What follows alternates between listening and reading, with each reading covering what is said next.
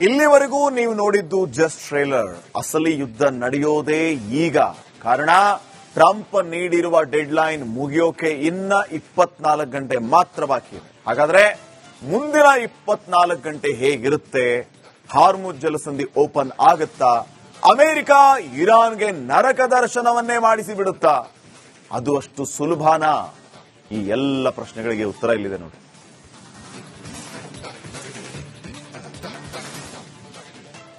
America ಖಾರ್ಗ್ ದ್ವೀಪವನ್ನ ವಶಕ್ಕೆ ಪಡೆಯಬಹುದು.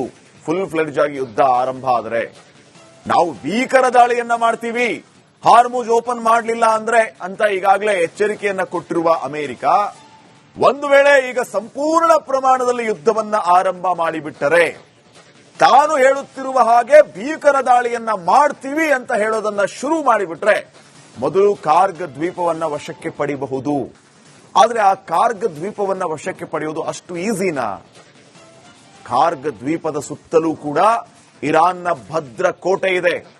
ಹೆಚ್ಚು ಇರಾನ್ ಸೇನೆಯನ್ನ ಡಿಪ್ಲಾಯ್ ಮಾಡುವಂತ ಕೆಲಸ ಇರಾನ್ನಿಂದ ಆಗಿದೆ. ಕಾರಣ ಈಗಾಗಲೇ ಅಲರ್ಟ್ ಆಗಿಬಿಟ್ಟಿದ್ದಾರೆ ಅವರು.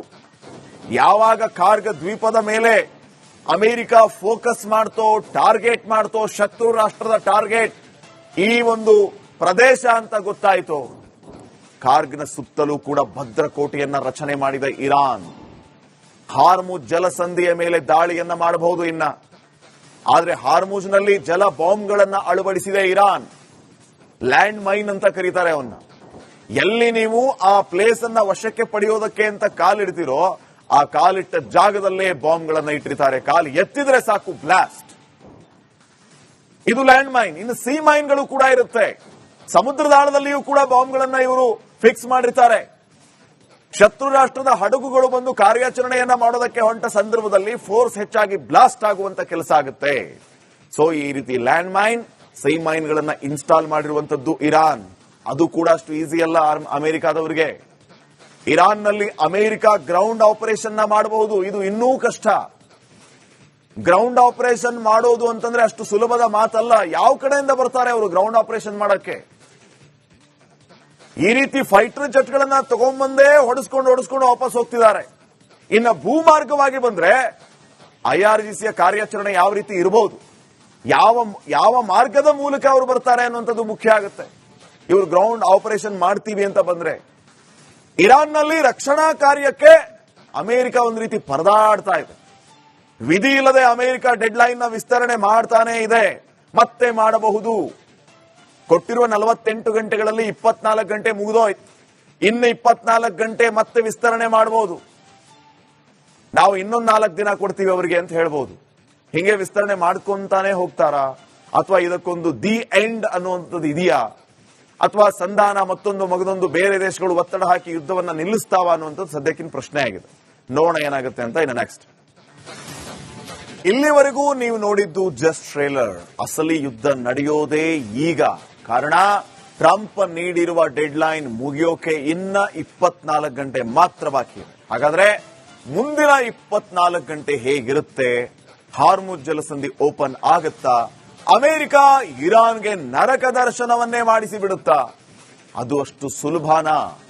ಈ ಎಲ್ಲ ಪ್ರಶ್ನೆಗಳಿಗೆ ಉತ್ತರ ಇಲ್ಲಿದೆ ನೋಡಿ.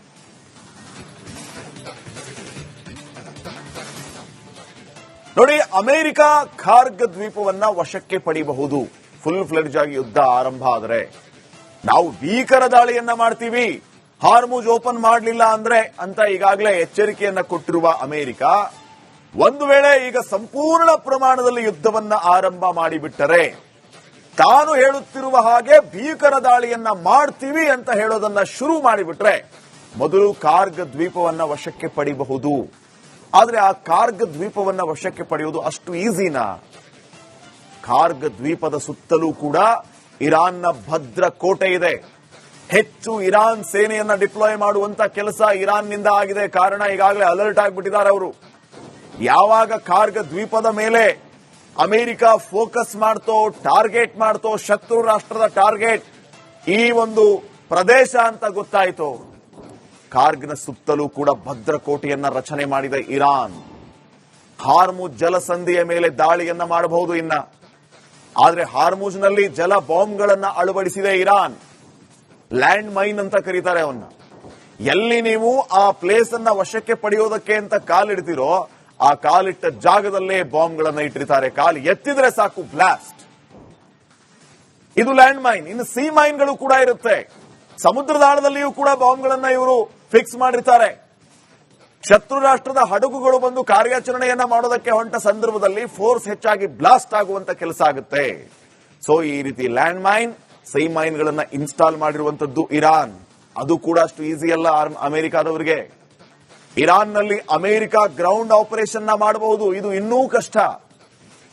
ಗ್ರೌಂಡ್ ಆಪರೇಷನ್ ಮಾಡೋದು ಅಂತಂದ್ರೆ ಅಷ್ಟು ಸುಲಭದ ಮಾತಲ್ಲ. ಯಾವ ಕಡೆಯಿಂದ ಬರ್ತಾರೆ ಅವರು ಗ್ರೌಂಡ್ ಆಪರೇಷನ್ ಮಾಡಕ್ಕೆ? ಈ ರೀತಿ ಫೈಟರ್ ಜೆಟ್ಗಳನ್ನ ತಗೊಂಡ್ಬಂದೇ ಹೊಡೆಸ್ಕೊಂಡು ವಾಪಸ್ ಹೋಗ್ತಿದ್ದಾರೆ. ಇನ್ನು ಭೂಮಾರ್ಗವಾಗಿ ಬಂದ್ರೆ ಐಆರ್ಜಿಸಿಯ ಕಾರ್ಯಾಚರಣೆ ಯಾವ ರೀತಿ ಇರಬಹುದು, ಯಾವ ಮಾರ್ಗದ ಮೂಲಕ ಅವರು ಬರ್ತಾರೆ ಅನ್ನುವಂಥದ್ದು ಮುಖ್ಯ ಆಗುತ್ತೆ. ಇವರು ಗ್ರೌಂಡ್ ಆಪರೇಷನ್ ಮಾಡ್ತೀವಿ ಅಂತ ಬಂದ್ರೆ ಇರಾನ್ನಲ್ಲಿ ರಕ್ಷಣಾ ಕಾರ್ಯಕ್ಕೆ ಅಮೆರಿಕ ಒಂದು ರೀತಿ ಪರದಾಡ್ತಾ ಇದೆ. ವಿಧಿ ಇಲ್ಲದೆ ಅಮೆರಿಕ ಡೆಡ್ ಲೈನ್ ನ ವಿಸ್ತರಣೆ ಮಾಡ್ತಾನೆ ಇದೆ. ಮತ್ತೆ ಮಾಡಬಹುದು. ಕೊಟ್ಟಿರುವ 48 ಗಂಟೆಗಳಲ್ಲಿ 24 ಗಂಟೆ ಮುಗಿದೋಯ್ತು. ಇನ್ನು 24 ಗಂಟೆ ಮತ್ತೆ ವಿಸ್ತರಣೆ ಮಾಡಬಹುದು. ನಾವು ಇನ್ನೊಂದು 4 ದಿನ ಕೊಡ್ತೀವಿ ಅವರಿಗೆ ಅಂತ ಹೇಳ್ಬೋದು. ಹಿಂಗೆ ವಿಸ್ತರಣೆ ಮಾಡ್ಕೊಂತಾನೆ ಹೋಗ್ತಾರಾ, ಅಥವಾ ಇದಕ್ಕೊಂದು ದಿ ಎಂಡ್ ಅನ್ನುವಂಥದ್ದು ಇದೆಯಾ, ಅಥವಾ ಸಂಧಾನ ಮತ್ತೊಂದು ಮಗದೊಂದು ಬೇರೆ ದೇಶಗಳು ಒತ್ತಡ ಹಾಕಿ ಯುದ್ಧವನ್ನ ನಿಲ್ಲಿಸ್ತಾವ ಅನ್ನುವಂಥದ್ದು ಸದ್ಯಕ್ಕಿನ ಪ್ರಶ್ನೆ ಆಗಿದೆ. ನೋಡೋಣ ಏನಾಗುತ್ತೆ ಅಂತ. ಇನ್ನು ನೆಕ್ಸ್ಟ್, ಇಲ್ಲಿವರೆಗೂ ನೀವು ನೋಡಿದ್ದು ಜಸ್ಟ್ ಟ್ರೇಲರ್. ಅಸಲಿ ಯುದ್ಧ ನಡೆಯೋದೇ ಈಗ. ಕಾರಣ ಟ್ರಂಪ್ ನೀಡಿರುವ ಡೆಡ್ ಲೈನ್ ಮುಗಿಯೋಕೆ ಇನ್ನ 24 ಗಂಟೆ ಮಾತ್ರ ಬಾಕಿ ಇದೆ. ಹಾಗಾದ್ರೆ ಮುಂದಿನ 24 ಗಂಟೆ ಹೇಗಿರುತ್ತೆ? ಹಾರ್ಮುಜ್ ಜಲಸಂಧಿ ಓಪನ್ ಆಗುತ್ತಾ?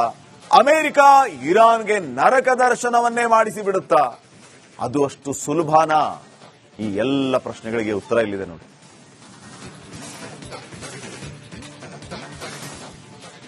ನೋಡಿ, ಅಮೆರಿಕ ಖಾರ್ಗ್ ದ್ವೀಪವನ್ನ ವಶಕ್ಕೆ ಪಡೆಯಬಹುದು. ಫುಲ್ ಫ್ಲೆಡ್ಜ್ ಆಗಿ ಯುದ್ಧ ಆರಂಭ ಆದರೆ ನಾವು ಭೀಕರ ದಾಳಿಯನ್ನ ಮಾಡ್ತೀವಿ, ಹಾರ್ಮುಜ್ ಓಪನ್ ಮಾಡಲಿಲ್ಲ ಅಂದ್ರೆ ಅಂತ ಈಗಾಗಲೇ ಎಚ್ಚರಿಕೆಯನ್ನ ಕೊಟ್ಟಿರುವ ಅಮೆರಿಕ, ಒಂದು ವೇಳೆ ಈಗ ಸಂಪೂರ್ಣ ಪ್ರಮಾಣದಲ್ಲಿ ಯುದ್ಧವನ್ನ ಆರಂಭ ಮಾಡಿಬಿಟ್ಟರೆ, ತಾನು ಹೇಳುತ್ತಿರುವ ಹಾಗೆ ಭೀಕರ ದಾಳಿಯನ್ನ ಮಾಡ್ತೀವಿ ಅಂತ ಹೇಳೋದನ್ನ ಶುರು ಮಾಡಿಬಿಟ್ರೆ ಮೊದಲು ಖಾರ್ಗ್ ದ್ವೀಪವನ್ನ ವಶಕ್ಕೆ ಪಡೆಯಬಹುದು. ಆದ್ರೆ ಆ ಖಾರ್ಗ್ ದ್ವೀಪವನ್ನ ವಶಕ್ಕೆ ಪಡೆಯುವುದು ಅಷ್ಟು ಈಸಿನಾ? ಖಾರ್ಗ್ ದ್ವೀಪದ ಸುತ್ತಲೂ ಕೂಡ ಇರಾನ್ನ ಭದ್ರ ಕೋಟೆ ಇದೆ. ಹೆಚ್ಚು ಇರಾನ್ ಸೇನೆಯನ್ನ ಡಿಪ್ಲಾಯ್ ಮಾಡುವಂತ ಕೆಲಸ ಇರಾನ್ನಿಂದ ಆಗಿದೆ. ಕಾರಣ ಈಗಾಗಲೇ ಅಲರ್ಟ್ ಆಗಿಬಿಟ್ಟಿದ್ದಾರೆ ಅವರು. ಯಾವಾಗ ಖಾರ್ಗ್ ದ್ವೀಪದ ಮೇಲೆ ಅಮೆರಿಕ ಫೋಕಸ್ ಮಾಡ್ತೋ, ಟಾರ್ಗೆಟ್ ಮಾಡ್ತೋ, ಶತ್ರು ರಾಷ್ಟ್ರದ ಟಾರ್ಗೆಟ್ ಈ ಒಂದು ಪ್ರದೇಶ ಅಂತ ಗೊತ್ತಾಯಿತು, ಖಾರ್ಗ್ನ ಸುತ್ತಲೂ ಕೂಡ ಭದ್ರಕೋಟೆಯನ್ನ ರಚನೆ ಮಾಡಿದ ಇರಾನ್ ಹಾರ್ಮುಜ್ ಜಲಸಂಧಿಯ ಮೇಲೆ ದಾಳಿಯನ್ನ ಮಾಡಬಹುದು. ಆದ್ರೆ ಹಾರ್ಮುಜ್ನಲ್ಲಿ ಜಲ ಬಾಂಬ್ಗಳನ್ನ ಅಳವಡಿಸಿದ ಇರಾನ್. ಲ್ಯಾಂಡ್ ಮೈನ್ ಅಂತ ಕರೀತಾರೆ ಅವನ್ನ. ಎಲ್ಲಿ ನೀವು ಆ ಪ್ಲೇಸ್ ಅನ್ನ ವಶಕ್ಕೆ ಪಡೆಯೋದಕ್ಕೆ ಅಂತ ಕಾಲಿಡ್ತೀರೋ ಆ ಕಾಲಿಟ್ಟ ಜಾಗದಲ್ಲೇ ಬಾಂಬ್ಗಳನ್ನ ಇಟ್ಟಿರ್ತಾರೆ. ಕಾಲು ಎತ್ತಿದ್ರೆ ಸಾಕು ಬ್ಲಾಸ್ಟ್. ಇದು ಲ್ಯಾಂಡ್ ಮೈನ್. ಇನ್ನು ಸಿ ಮೈನ್ಗಳು ಕೂಡ ಇರುತ್ತೆ. ಸಮುದ್ರದ ಆಳದಲ್ಲಿಯೂ ಕೂಡ ಬಾಂಬ್ಗಳನ್ನ ಇವರು ಫಿಕ್ಸ್ ಮಾಡಿರ್ತಾರೆ. ಶತ್ರು ರಾಷ್ಟ್ರದ ಹಡಗುಗಳು ಬಂದು ಕಾರ್ಯಾಚರಣೆಯನ್ನ ಮಾಡೋದಕ್ಕೆ ಹೊಂಟ ಸಂದರ್ಭದಲ್ಲಿ ಫೋರ್ಸ್ ಹೆಚ್ಚಾಗಿ ಬ್ಲಾಸ್ಟ್ ಆಗುವಂತ ಕೆಲಸ ಆಗುತ್ತೆ. ಸೊ ಈ ರೀತಿ ಲ್ಯಾಂಡ್ ಮೈನ್, ಸಿ ಮೈನ್ಗಳನ್ನ ಇನ್ಸ್ಟಾಲ್ ಮಾಡಿರುವಂತದ್ದು ಇರಾನ್. ಅದು ಕೂಡ ಅಷ್ಟು ಈಸಿ ಅಲ್ಲ ಅಮೆರಿಕಾದವರಿಗೆ. ಇರಾನ್ನಲ್ಲಿ ಅಮೆರಿಕ ಗ್ರೌಂಡ್ ಆಪರೇಷನ್ ಮಾಡಬಹುದು. ಇದು ಇನ್ನೂ ಕಷ್ಟ. ಗ್ರೌಂಡ್ ಆಪರೇಷನ್ ಮಾಡೋದು ಅಂತಂದ್ರೆ ಅಷ್ಟು ಸುಲಭದ ಮಾತಲ್ಲ. ಯಾವ ಕಡೆಯಿಂದ ಬರ್ತಾರೆ ಅವರು ಗ್ರೌಂಡ್ ಆಪರೇಷನ್ ಮಾಡಕ್ಕೆ? ಈ ರೀತಿ ಫೈಟರ್ ಜೆಟ್ಗಳನ್ನ ತಗೊಂಡ್ಬಂದೇ ಹೊಡೆಸ್ಕೊಂಡು ವಾಪಸ್ ಹೋಗ್ತಿದ್ದಾರೆ. ಇನ್ನು ಭೂಮಾರ್ಗವಾಗಿ ಬಂದ್ರೆ ಐಆರ್ಜಿಸಿಯ ಕಾರ್ಯಾಚರಣೆ ಯಾವ ರೀತಿ ಇರಬಹುದು, ಯಾವ ಮಾರ್ಗದ ಮೂಲಕ ಅವರು ಬರ್ತಾರೆ ಅನ್ನುವಂಥದ್ದು ಮುಖ್ಯ ಆಗುತ್ತೆ. ಇವರು ಗ್ರೌಂಡ್ ಆಪರೇಷನ್ ಮಾಡ್ತೀವಿ ಅಂತ ಬಂದ್ರೆ ಇರಾನ್ನಲ್ಲಿ ರಕ್ಷಣಾ ಕಾರ್ಯಕ್ಕೆ ಅಮೆರಿಕ ಒಂದು ರೀತಿ ಪರದಾಡ್ತಾ ಇದೆ. ವಿಧಿ ಇಲ್ಲದೆ ಅಮೆರಿಕ ಡೆಡ್ ಲೈನ್ ನ ವಿಸ್ತರಣೆ ಮಾಡ್ತಾನೆ ಇದೆ. ಮತ್ತೆ ಮಾಡಬಹುದು. ಕೊಟ್ಟಿರುವ 48 ಗಂಟೆಗಳಲ್ಲಿ 24 ಗಂಟೆ ಮುಗಿದೋಯ್ತು. ಇನ್ನು 24 ಗಂಟೆ ಮತ್ತೆ ವಿಸ್ತರಣೆ ಮಾಡಬಹುದು. ನಾವು ಇನ್ನೊಂದು 4 ದಿನ ಕೊಡ್ತೀವಿ ಅವರಿಗೆ ಅಂತ ಹೇಳ್ಬೋದು. ಹಿಂಗೆ ವಿಸ್ತರಣೆ ಮಾಡ್ಕೊಂತಾನೆ ಹೋಗ್ತಾರಾ, ಅಥವಾ ಇದಕ್ಕೊಂದು ದಿ ಎಂಡ್ ಅನ್ನುವಂಥದ್ದು ಇದೆಯಾ, ಅಥವಾ ಸಂಧಾನ ಮತ್ತೊಂದು ಮಗದೊಂದು ಬೇರೆ ದೇಶಗಳು ಒತ್ತಡ ಹಾಕಿ ಯುದ್ಧವನ್ನ ನಿಲ್ಲಿಸ್ತಾವ ಅನ್ನುವಂಥದ್ದು ಸದ್ಯಕ್ಕಿನ ಪ್ರಶ್ನೆ ಆಗಿದೆ. ನೋಡೋಣ ಏನಾಗುತ್ತೆ ಅಂತ. ಇನ್ನು ನೆಕ್ಸ್ಟ್,